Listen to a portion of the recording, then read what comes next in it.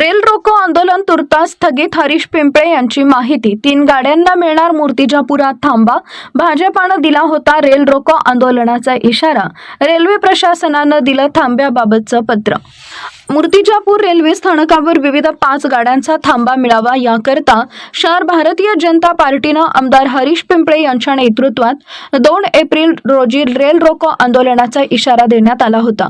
मात्र रेल्वे प्रशासनानं 5 पैकी 3 गाड्या या मध्य रेल्वेच्या विभागातून निघणाऱ्या असल्यानं येणाऱ्या काळात त्या गाड्यांना मूर्तिजापूर जंक्शन रेल्वे स्थानकावर थांबा मिळणार असल्याचं लेखी कळवल्यानं तुर्तास बुधवारी होणारं रेल रोको आंदोलन स्थगित करण्यात आलं असल्याची माहिती आमदार हरीश पिंपळे यांनी माध्यमांशी बोलताना दिली आहे। आमदार हरीश पिंपळे व भाजपचे शहर अध्यक्ष रितेश सबाजकर यांनी रेल्वे प्रशासनाला रेल रोको आंदोलनाचा इशारा दिला होता।